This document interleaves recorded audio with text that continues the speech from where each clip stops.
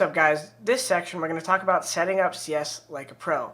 Now, I'm going to tell you what settings I use and what settings that I think you should use, but some of these things and a lot of settings in general for Counter-Strike are personal preference.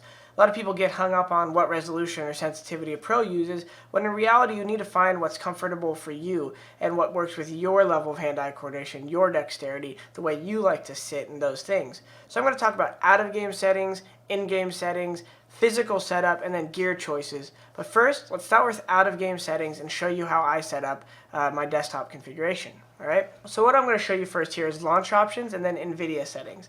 So for launch options, come here, right-click on CS, go to Properties, then Set Launch Options. These settings are meant to go into your Counter-Strike as you open it, right? So what we have here first is refresh rate. So FERQ is frequency, 240. I have a 240 hertz monitor, but you might have a 144 or a 60 or whatever. I suggest for CSGO you have at least a 144 hertz monitor. It's going to help make the game so much smoother, and it'll be a world of difference once you get used to it. Next up, tick rate 128. This is to practice throwing grenades in my own private server and making sure that it's a tick rate 128 and not 64.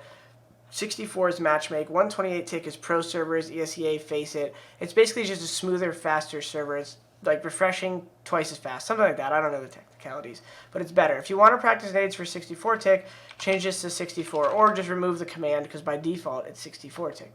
Client port 27015, I wouldn't really worry about it. It's for landing. I have a couple setups in my room here, so when I play with friends, this makes it so we can all join the same server without getting kicked off because IP configurations clashing.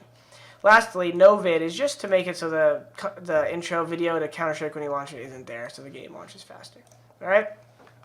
Going into NVIDIA settings, I right-click on the desktop to get here and click on NVIDIA control panel. In the global settings here, I don't do anything too crazy. The main thing I turn off first is vertical sync. I don't want vertical sync on. G-Sync is a whole separate thing, but I'm not going to go into that today. For quality, I just set it to quality, but honestly, guys, you could literally probably use any one of these and get away with it. This is not going to make or break your path to pro or anything like that. I turned off, I use application settings for max pre-rendered frames. Some people like to use one, again, preference. The other thing I changed is I do prefer maximum performance here at power management mode. And then I just turn off like the anti-aliasing stuff. Anti-aliasing mode, I let it be application controlled because I turned that off in CS, alright? Going to adjust desktop color settings, I just literally keep this stuff the same and I turn up digital vibrance to 80%. That's going to bring more colors onto your screen in the game, which I like. My brain just likes seeing it. It looks nicer, alright? Last but not least, adjust desktop color settings.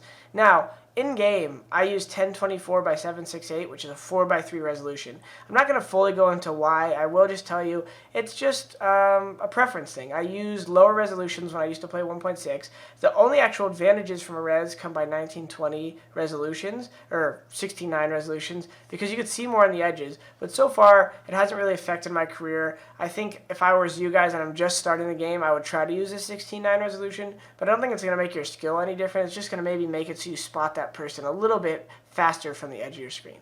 Now, full screen and override the scaling mode set by games are how you use a full screen 4:3 res. So some people when they play 4:3 have the black bars on the edge of the screen, and I do not. So this is made for me to make sure my game is fully stretched and ready to go when I play CS the way I like it. And then you have to make sure you learn these settings so no matter where you go, you're comfortable.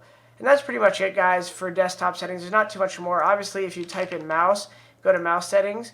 You could do your default pointer options to the 6th notch, but in general, if you're using raw input, which I'll show you in game, it just takes a DPI directly from your mouse. I use 400 DPI. Again, guys, you could use 1800 DPI. You could use all this stuff, but there's a reason why a lot of pros use 400 DPI. It's because they used to use 6 windows before raw input existed. 6 windows meaning the 6th notch.